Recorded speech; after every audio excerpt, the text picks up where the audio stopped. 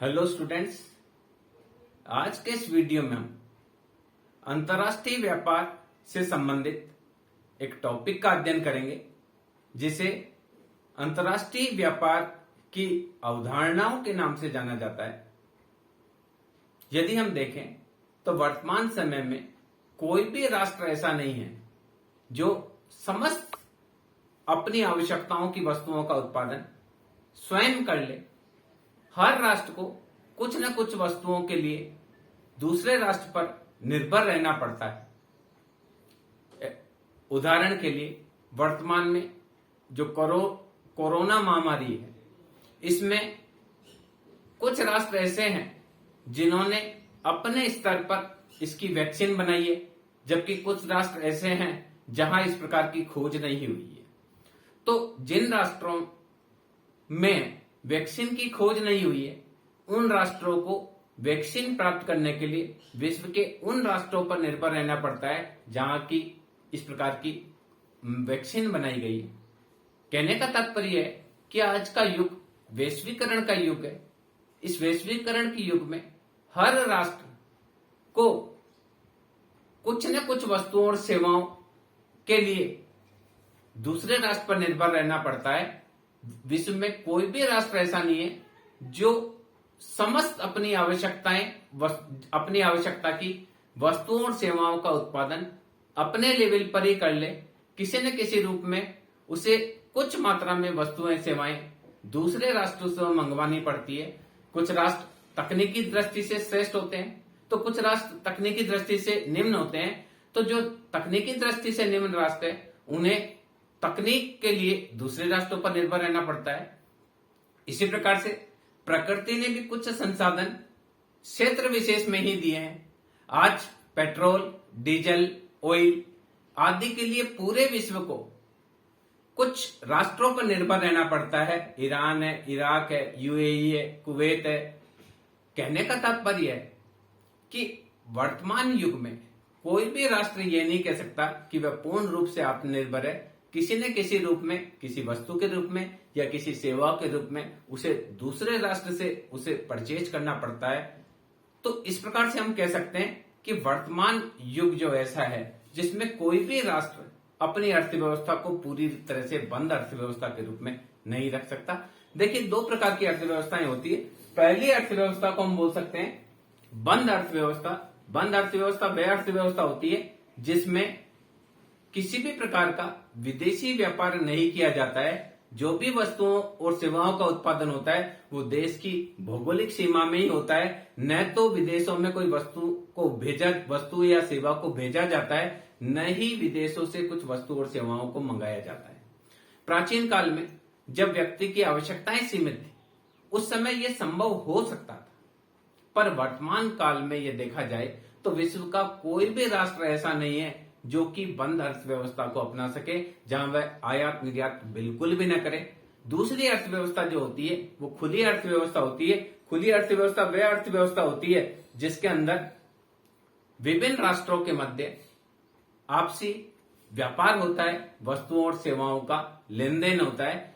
तो वर्तमान में लगभग सभी राष्ट्रों की अर्थव्यवस्थाएं खुली अर्थव्यवस्थाएं हैं, यानी हर देश के द्वारा कुछ वस्तुओं में विशिष्टीकरण प्राप्त किया जाता है। उन वस्तुओं को वह देश कम लागत पर बनाता है, कम मूल्य पर बनाता है, जिसका कि उसके द्वारा निर्यात किया जाता है।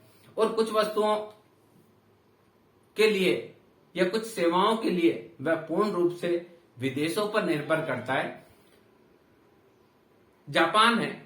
जापान तकनीकी दृष्टि से बहुत समृद्ध राष्ट्र है। तो पूरे विश्व में जापान की तकनीक जो है वो पूरे विश्व में, जापान से बने टीवी है, जापान की बनी गाड़ियां हैं, मारुति जो गाड़ी है वो जापान की है। इसी प्रकार से जापान का जो टीवी है, Sony, Hero Honda company Japan की है। ये पूरे विश्व में। इसी प्रकार से कुछ राष्ट्र ऐसे होते हैं जहां प्राकृतिक रूप से कुछ चीजें संपन्न है। मिस्र एक ऐसा राष्ट्र है जहां कर्क रेखा मध्य से गुजरती है, कर्क रेखा पर है। वहां बहुत धूप पड़ती है, वहां कपास का उत्पादन बहुत अधिक होता है। इसी प्रकार से डेनमार्क एक ऐसा राष्ट्र है जहां प्रतिदिन शाम को बारिश होती है, खूब हरी घास होती है, वहां डेयरी उत्पादन बहुत अच्छा है।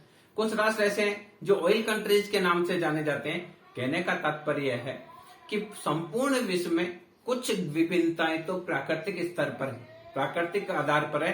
प्रकृति ने कुछ एरिया विशेष में कुछ वस्तुएं ज्यादा उपलब्ध कराई है। कुछ खनिज ऐसे हैं जो भारत में ज्यादा मिलते हैं, उन खनिजों को भारत के द्वारा विश्व को दिया जाएगा। और कुछ खनिज ऐसे हैं जो विश्व में दूसरे देशों के पास ज्यादा मिलते हैं, उसे हमको लेना होगा। तो इस प्रकार से सामान्य रूप से वर्तमान काल में कोई भी राष्ट्र ऐसा नहीं है जो संपूर्ण अपनी वस्तुओं आवश्यकता की संपूर्ण वस्तुओं और सेवाओं का उत्पादन अपने लेवल पर कर पाए। सामान्य रूप से हर राष्ट्र को किसी न किसी रूप में कुछ वस्तुओं और सेवाओं के लिए दूसरे राष्ट्र पर निर्भर रहना पड़ता है।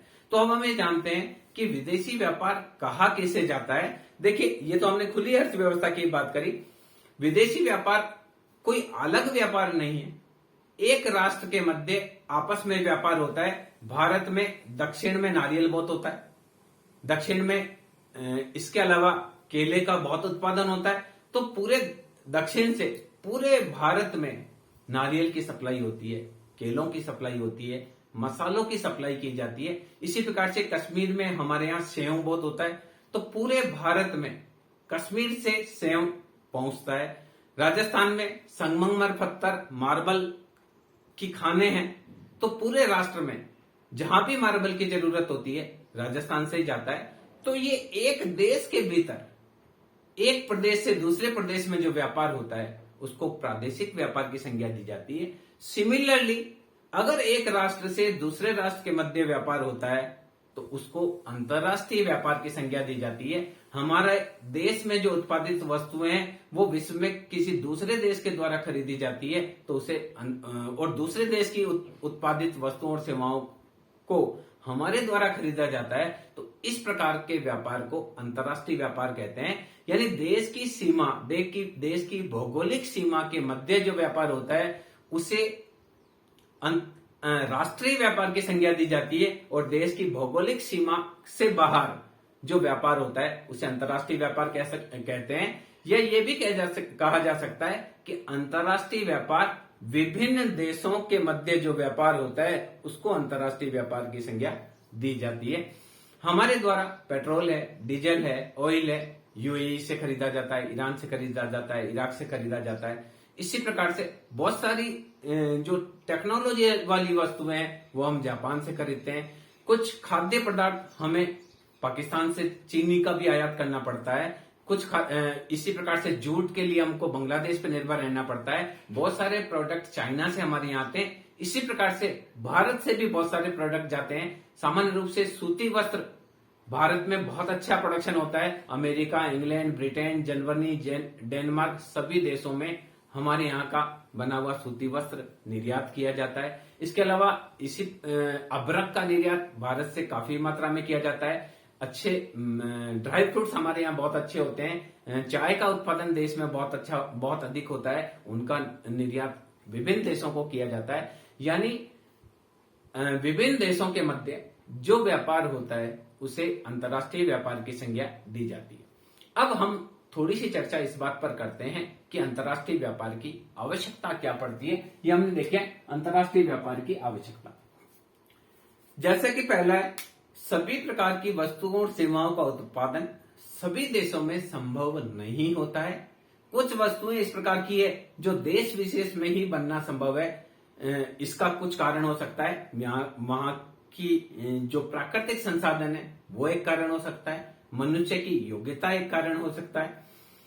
तो किसी न किसी रूप में हर देश को दूसरे देश पर निर्भर रहना पड़ता है। तो विभिन्न देशों में हम बात कर रहे हैं कि हर देश में हर वस्तु उपलब्ध नहीं है।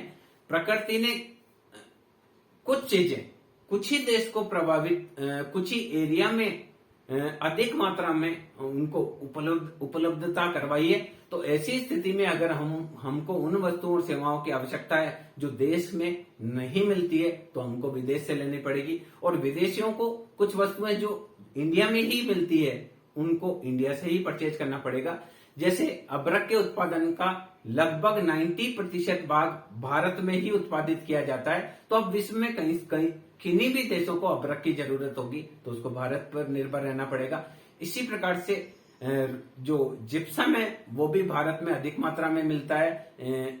इसके अलावा बहुत सारी चीजें ऐसी है जो भारत में ज्यादा है, संगमरमर है वो भारत में ज्यादा मिलता है। तो ऐसी वस्तुएं जो देश में ज्यादा मिलती है उन वस्तुओं के लिए, उन वस्तुओं को प्राप्त करने के लिए पूरे विश्व को हम पर निर्भर रहना पड़ेगा। और कुछ वस्तुएं ऐसी है जो हमारे यहाँ अवेलेबल नहीं है। हमारे यहाँ खनिज तेल बहुत कम मात्रा में मिलता है, तो हमको भारी मात्रा में खनिज तेल विदेशों से आयात करना पड़ता है। तो कहने का तात्पर्य सबसे पहला महत्व क्या है कि सभी देशों में सभी वस्तुएं उपलब्ध नहीं होती है। कुछ वस्तुएं ऐसी होती है जो देश में उपलब्ध होती है, कुछ वस्तुएं ऐसी होती है जो हमारे देश में उपलब्ध नहीं होती है। तो जो वस्तुएं हमारे यहाँ उपलब्ध होती है, एक्सेस में उपलब्ध होती है, उनका हम निर्यात करते हैं, यानी उन वस्तुओं को हम दूसरे देश में बेचते हैं। हमारे यहाँ चाय का उत्पादन ज्यादा होता है तो हम पूरे वर्ल्ड में चाय बेचते हैं। इसके अलावा सूती वस्त्र का उत्पादन हमारे यहाँ ज्यादा होता है, सेव का उत्पादन होता है, आम हमारे यहाँ बहुत अच्छे उत्पादित होते हैं तो हम विदेशों में आम को भी सप्लाई करते हैं। इसी प्रकार से बहुत सारी खाद्य पदार्थ भी हमारे द्वारा विदेशों को बेचे जाते हैं।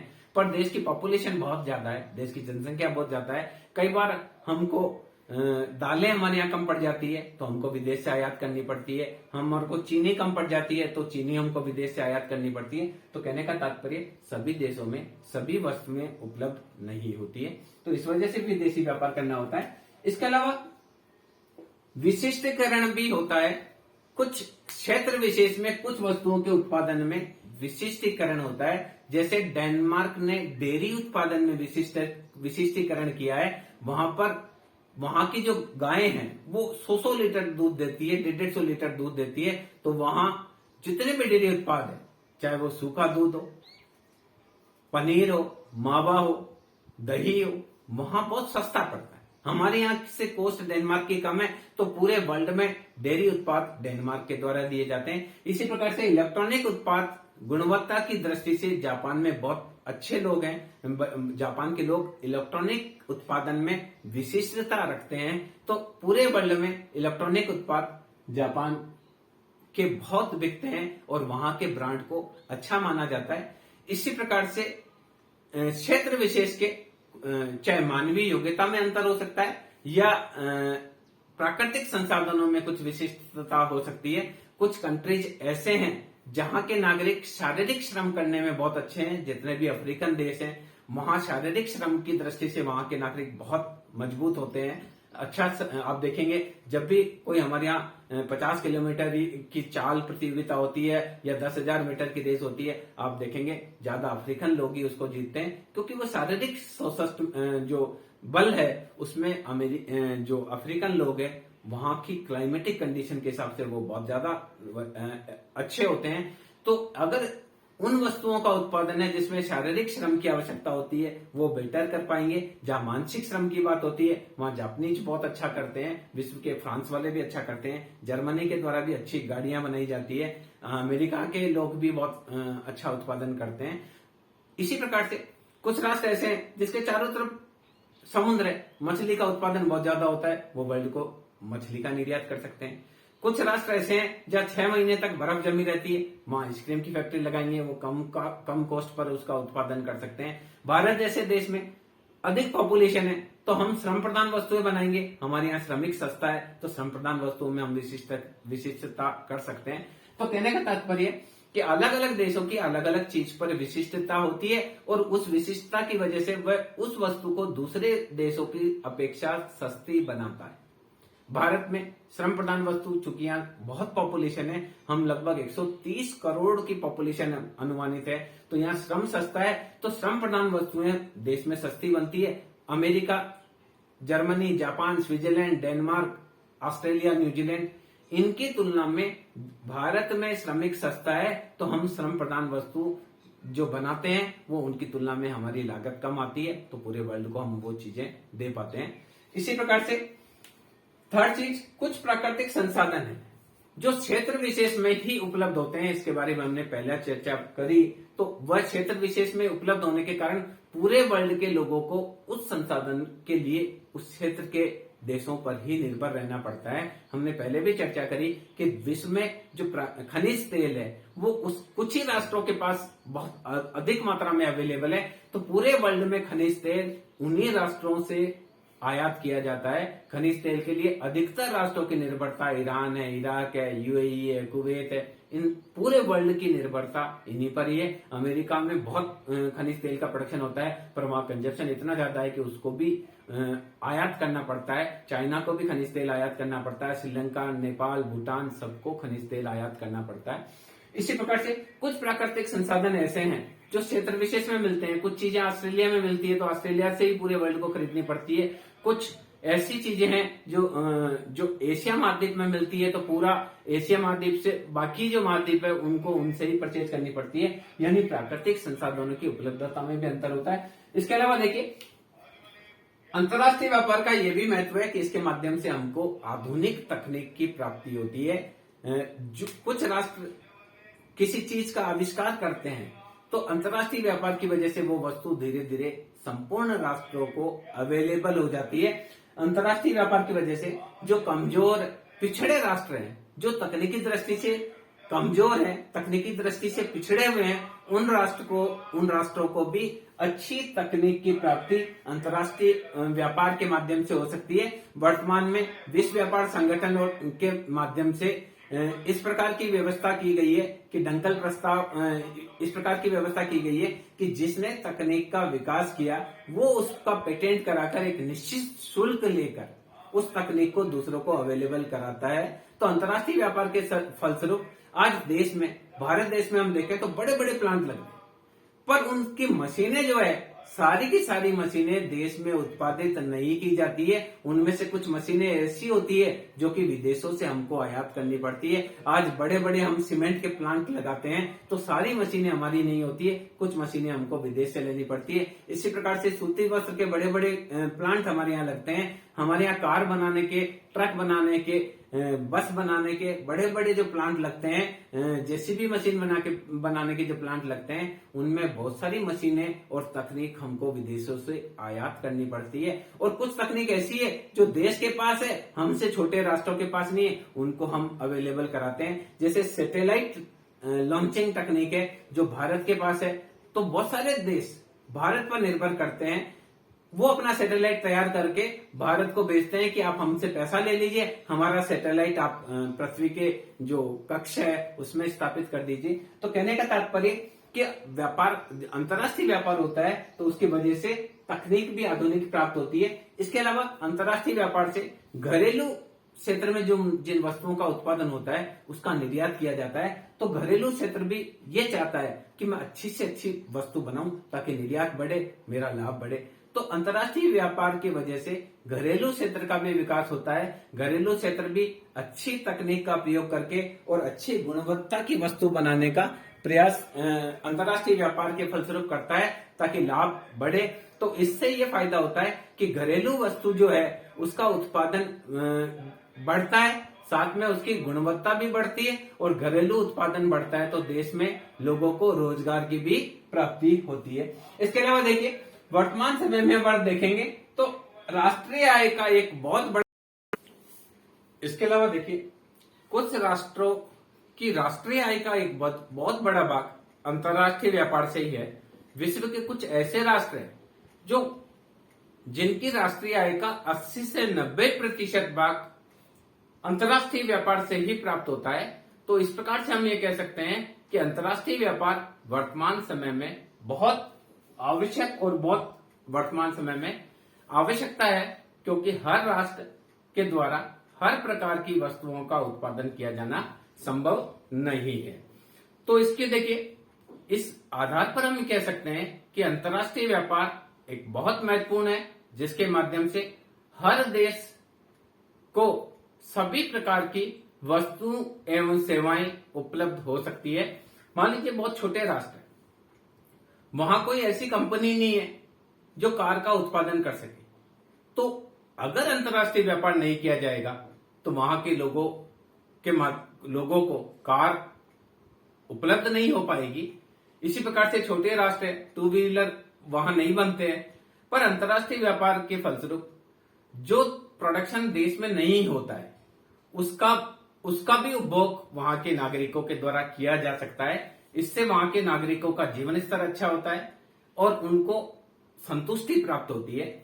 इस दृष्टि से हम कह सकते हैं कि अंतर्राष्ट्रीय व्यापार एक बहुत महत्वपूर्ण होता जा रहा है और डे बाय डे अंतर्राष्ट्रीय व्यापार का महत्व बढ़ता चला जा रहा है। तो हम इस वीडियो में अंतर्राष्ट्रीय व्यापार के महत्व की भी चर्चा कर लेते हैं। जेकब वाइनर कहते हैं कि विदेशी व्यापार कुछ अंश तक विशिष्टीकरण को जन्म देता है। यानी वाइनर क्या कहते हैं कि जब विभिन्न देश आपस में व्यापार करते हैं तो वहां साधनों का विशिष्टीकरण होता है, वस्तुओं का विशिष्टीकरण होता है। एक देश के द्वारा एक ही वस्तु का अधिक मात्रा में निर्यात होता है तो उसमें उसकी विशिष्टता आती है और वो नए आविष्कार को प्रोत्साहित करता है। एक ही प्रकार की वस्तु जब ज्यादा बनाता है तो उसकी लागत भी कम आती है और विशिष्टीकरण आता है। इसी प्रकार से वाल्टर क्रूज से कहते हैं कि अंतर्राष्ट्रीय व्यापार मनुष्य को जीने की अनुमति देता है।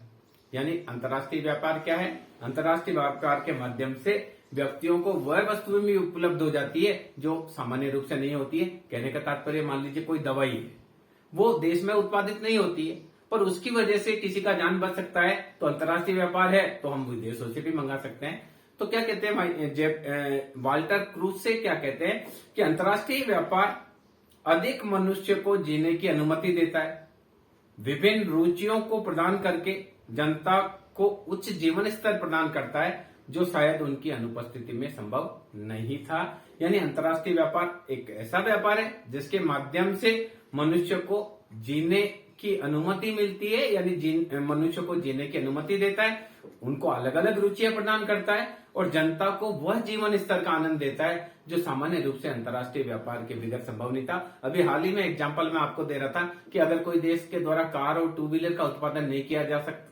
जाता है, अगर अंतर्राष्ट्रीय व्यापार नहीं हो, वहां के लोग उन चीजों का उपभोग ही नहीं कर सके।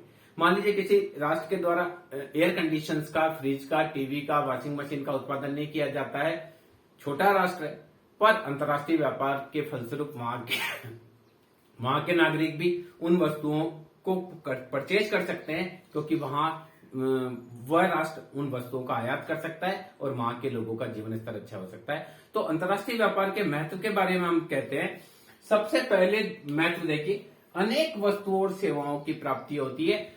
अगर देश के अंदर ही व्यापार होता है तो देश के अंदर जो वस्तु और सेवाओं का उत्पादन होता है हम उनका ही उपभोग कर सकते हैं, परंतु अंतर्राष्ट्रीय व्यापार के फलस्वरूप हम उन वस्तुओं और सेवाओं का भी उपभोग कर सकते हैं जो कि देश में उत्पादित नहीं होती है। इस कारण से अंतर्राष्ट्रीय व्यापार के फलस्वरूप बहुत सारी वस्तुओं और सेवाओं की हमको प्राप्ति हो जाती है। अगर कोई व्यक्ति को गंभीर बीमारी है और उसको अमेरिका को डॉक्टर ठीक कर सकता है तो अंतर्राष्ट्रीय व्यापार है तो हम उस डॉक्टर की सेवाएं ले सकते हैं। कोई वस्तु जो हमारे पास, अब मान लीजिए हमारे को परमाणु ऊर्जा के लिए यूरेनियम हमारे पास अवेलेबल नहीं है तो हम यूरेनियम विदेशों से मंगवा सकते हैं। अंतर्राष्ट्रीय व्यापार के फलस्वरूप हमको अनेक वस्तु और सेवाएं प्राप्त होती है। आज हम कार लेने जाएं तो भी हमको 50 तरह की कार अवेलेबल है, वो किसकी वजह से? अंतर्राष्ट्रीय व्यापार की वजह से। आज आप टीवी लेकर आना चाहते हैं, एलईडी टीवी लेकर आना चाहते हैं तो आपको 100 तरह की टीवी आपको अवेलेबल हो जाएगी। क्यों? अंतर्राष्ट्रीय व्यापार की वजह से। इसी प्रकार से अंतर्राष्ट्रीय व्यापार के फलस्वरूप प्राकृतिक संसाधनों का पूरा प्रयोग हो सकता है। मान लीजिए कोई राष्ट्र ऐसे हैं जिनके पास अधिक मात्रा में कोई प्राकृतिक संसाधन अवेलेबल है और उसको जितनी रिक्वायरमेंट है उससे अधिक मात्रा में अवेलेबल है, तो अंतर्राष्ट्रीय व्यापार अगर होगा तो उस प्राकृतिक संसाधनों को वो दूसरे देशों को दे सकता है, उसके बदले में कुछ वस्तु खरीद सकता है। जैसे कुछ राष्ट्र है जो नॉर्थ पोल पे, साउथ पोल पर, वहां 6-6 महीने बर्फ रहती है, वहां वो आइसक्रीम का उत्पादन करते हैं, बहुत लागत कम आती है और वो पूरे विश्व में उसका निर्यात कर सकते हैं क्योंकि वहां उनको मैन्युफैक्चरिंग कॉस्ट कम आती है। बर्फ इतनी होती है कि आइसक्रीम को जमाने के लिए किसी प्रकार की बिजली की जरूरत नहीं होती है। इसी प्रकार से ऑयल कंट्रीज है, वहां अगर कहीं खड्डा खोदा जाता है तो भी ऑयल निकलता है। तो इस ऐसे प्राकृतिक संसाधन है, उनका उन राष्ट्रों में पूर्ण प्रयोग नहीं है, वहां पॉपुलेशन कम है, बहुत कम जनसंख्या है और वो प्राकृतिक संसाधन उनके कुछ भी काम नहीं आता, इतना ज्यादा काम नहीं आता है। तो तो उस प्राकृतिक संसाधनों को विदेशों में बेचकर वह उन वस्तुओं और सेवाओं को खरीद सकते हैं जो उनके देश में अवेलेबल नहीं है। तो कहने का तात्पर्य अंतर्राष्ट्रीय व्यापार से प्राकृतिक संसाधनों का भी पूर्ण प्रयोग होता है, क्योंकि कुछ प्राकृतिक संसाधन ऐसे हैं जिनको यूज नहीं किया जाएगा तो वो खराब हो जाएंगे। हर बार नया सीजन आएगा, मैंगो हमारे यहाँ हर बार बहुत ज्यादा प्रोडक्शन होगा, एप्पल हमारे यहाँ बहुत ज्यादा प्रोडक्शन होगा। अगर देश की पॉपुलेशन कम है और वो पूरा मैंगो हम नहीं खा सकते हैं, तो उसको मैंगो को हम विदेशों में बेचेंगे तो उसके बदले में हमको वह वस्तु और सेवाएं उपलब्ध हो जाएगी जो हमारे देश में अवेलेबल नहीं है। इसके अलावा देखिए, यह देशों को विकास के लिए अवसर प्रदान करता है। कई राष्ट्र विकसित हुए हैं अंतर्राष्ट्रीय व्यापार की वजह से। डेनमार्क का विकास हुआ डेयरी उत्पाद की वजह से। चाइना जो विकसित बना वो इलेक्ट्रॉनिक उत्पाद, चाइना जो विकसित बना वो कई प्रकार की जो सस्ती वस्तुएं बनाकर विकसित हुआ। जापान अपने इलेक्ट्रॉनिक उत्पाद की वजह से विकसित हुआ। अमेरिका ने पूरे वर्ल्ड में हथियार की सप्लाई करी, उससे वह विकसित हुआ। बहुत सारे राष्ट्र अलग अलग वस्तु में विशिष्टता प्राप्त करके काफी पैसा उससे कमाते हैं और विकास के लिए अवसर प्राप्त होते हैं। तो कहने का तात्पर्य यह है कि अंतर्राष्ट्रीय व्यापार विभिन्न राष्ट्रों को विकास के अवसर देता है। भारत जैसे राष्ट्र में हमारे यहाँ जहाँ असीमित श्रम की मात्रा है, वहां हमारे यहाँ लुईस का सिद्धांत लागू होता है। हम श्रम प्रधान वस्तुओं का ज्यादा से ज्यादा उत्पादन करके पूरे वर्ल्ड में हम उसको निर्यात करके हम भी विकसित हो सकते हैं। हमारे यहाँ समस्या यह है कि हम लोग काम जो है पूरी क्षमता से हम लोग काम नहीं करते हैं। अगर प्रत्येक भारतीय अपनी क्षमता अनुसार काम करे तो भारत को भी विकसित होने में बहुत ज्यादा समय नहीं लगेगा। इसके अलावा कई बार प्राकृतिक आपदा आ जाती है, भूकंप आ जाता है, बाढ़ आ जाता है, महामारी आ जाती है, जैसे वर्तमान में कोरोना महामारी है। अब हमारा अंतर्राष्ट्रीय व्यापार सभी देशों के साथ है, सबके साथ सौहार्दपूर्ण संबंध है। तो अभी देखिए, भारत में जब दूसरी लहर आई कोरोना की, तो विश्व के कई राष्ट्रों ने हमको, कुछ ने ऑक्सीजन के सिलेंडर दिए, कुछ ने दवाइयां दी, कुछ ने ऑक्सीजन कंसंट्रेटर भेजे, कुछ ने बेड की व्यवस्था करी, कुछ ने कोरोना किट की व्यवस्था करी। हर राष्ट्र के द्वारा प्राकृतिक आपदा में दूसरे राष्ट्रों की सहायता प्रदान की जाती है, क्योंकि अंतर्राष्ट्रीय व्यापार होता है। कई बार जैसे अभी हमारे यहाँ आया ताऊते तूफान आया, उससे कई राष्ट्रों को नुकसान हुआ, तो दूसरे राष्ट्र उनकी सहायता करते हैं। तो अंतर्राष्ट्रीय व्यापार की वजह से प्राकृतिक आपदा में भी सहायता की प्राप्ति होती है। कई बार विश्व में कुछ भाग ऐसे होते हैं जहां भयंकर महामारी हो जाती है, भूकंप आ जाते हैं, कोई ज्वालामुखी फट जाता है, तो बाकी राष्ट्रों के द्वारा उन राष्ट्रों की हेल्प की जाती है। जब कोरोना का फर्स्ट फेज था तब यूरोप में इसका बहुत कहर था, तब भारत जैसे, जापान जैसे, ऑस्ट्रेलिया, न्यूजीलैंड, इन राष्ट्रों ने यूरोपीय राष्ट्रों की मदद कर दी थी। और वही सेकेंड फेज में जब भारत इस महामारी से बहुत त्रस्त था, तो वर्ल्ड के लगभग सभी राष्ट्रों ने अपनी अपनी शक्ति अनुरूप मदद करने का प्रयास किया। तो कहने का तात्पर्य है कि अंतर्राष्ट्रीय व्यापार के स्वरूप प्राकृतिक आपदा की स्थिति में भी विभिन्न राष्ट्र एक दूसरे का सहयोग करते हैं। इसके अलावा जो विकासशील राष्ट्र है, जो छोटे राष्ट्र है, जो विकासशील राष्ट्र है, जहां तकनीकी विकास का क्रम कमजोर है, उन राष्ट्रों को भी अच्छी तकनीक की प्राप्ति इस अंतर्राष्ट्रीय व्यापार के फलस्वरूप हो सकती है। आज देश में ऑयल रिफाइनरीज खोलते हैं, हमारे यहाँ पेट्रोलियम को रिफाइन करने के लिए बड़ी बड़ी फैक्ट्रियां लगती है। उसके लिए जो मशीनों की आवश्यकता होती है, तो हम उनको मशीनों को जापान से, रशिया से, अमेरिका से, जर्मनी से, फ्रांस से, इन राष्ट्रों से खरीदते हैं, तो हमको अच्छी तकनीक अवेलेबल हो जाती है। इसी प्रकार से बहुत सारे जो हमारे ऑटोमेटिक प्लांट लगते हैं, चाहे सीमेंट का प्लांट हो, चाहे सूती वस्त्र उद्योग से संबंधित हो, चाहे चीनी उद्योग से संबंधित हो, या हमारे परमाणु एटॉमिक एनर्जी से संबंधित कोई प्लान हो, जल विद्युत का कोई प्लान हो, बड़ी बांध परियोजना हो, तो हमको विदेशों से तकनीक भी मिलती है, मशीनें भी प्राप्त होती है, और वहां के जो इंजीनियर्स है उनका भी सहयोग मिलता है। इसी प्रकार से चिकित्सा क्षेत्र में विदेशी डॉक्टरों का हमको सहयोग मिलता है, हमारे डॉक्टरों का विदेशों को सहयोग मिलता है। तो अंतर्राष्ट्रीय व्यापार की वजह से प्रत्येक राष्ट्र को तकनीकी विकास भी होता है। आज भारत में जगह जगह 5G हो गया, जगह जगह कंप्यूटर का हो गया। ये तकनीकी विकास हमने जो विकसित राष्ट्र है उनको देखकर सीखा। कुछ तकनीक का हमने खुद विकसित की, कुछ तकनीक हमने विदेशों से आयात भी की। इसी प्रकार से विभिन्न राष्ट्रों में अंतर्राष्ट्रीय व्यापार के फलस्वरूप पारस्परिक सद्भावना का विकास होता है। कई बार विभिन्न राष्ट्रों में जो व्यापार होता है उनकी वजह से उनके आपस में संबंध प्रगाढ़ हो जाते हैं और इतने प्रगाढ़ संबंध हो जाते हैं कि उनके आपस के विवाद होते हैं, सीमा विवाद होता है या और कोई विवाद होता है, वो भी सुलझ जाता है। तो कहने का तात्पर्य है कि अंतर्राष्ट्रीय व्यापार की वजह से पूरा विश्व वर्तमान में एक ग्लोबल विलेज की तरह हो गया है और अब हम वासुदेव कुटुंबकम की भावना से कार्य कर रहे हैं और सारे राष्ट्र एक दूसरे की आपस में हेल्प कर रहे हैं। उससे जो राष्ट्र पिछड़े हुए थे, जहां की जनता का जीवन स्तर बहुत निम्न था, उनका भी धीरे धीरे जीवन स्तर ऊपर आने लगा है। तो कहने का तात्पर्य है कि अंतर्राष्ट्रीय व्यापार वर्तमान समय की महत्वपूर्ण आवश्यकता इसको कह सकते हैं, जिसकी आवश्यकता के साथ साथ वर्तमान में बहुत महत्व है। तो इस वीडियो के माध्यम से हमने ये जाना कि अंतर्राष्ट्रीय व्यापार किसे कहा जाता है, बंद अर्थव्यवस्था कौन सी होती है, खुली अर्थव्यवस्था क्या कौन सी होती है और वर्तमान समय में अंतर्राष्ट्रीय व्यापार की आवश्यकता क्यों है। बहुत सारी चीजें ऐसी है, हमको मान लीजिए सैनिक साज सामान चाहिए, उनका प्रोडक्शन हमारे यहाँ नहीं होता है, हमको विदेशों से खरीदना ही पड़ेगा, देश की रक्षा के लिए जरूरी है। तो एक आवश्यकता भी विदेशी व्यापार है। इसके अलावा वर्तमान में इसका महत्व इतने ज्यादा इसके महत्व है कि दिन पर दिन अंतर्राष्ट्रीय व्यापार की उपयोगिता बढ़ती चली जा रही है। विश्व व्यापार संगठन जो कि 2005 में बना, उसमें 1 जनवरी 2005 शायद मैं सही हूं तो उसकी सभी लगभग राष्ट्र सदस्यता इसलिए ले रहे हैं क्योंकि अंतर्राष्ट्रीय व्यापार जो है उसका महत्व बढ़ता चला जा रहा है। मैं समझता हूं इस वीडियो के माध्यम से आप अंतर्राष्ट्रीय व्यापार को काफी कुछ तक समझ पाए होंगे। Thank you.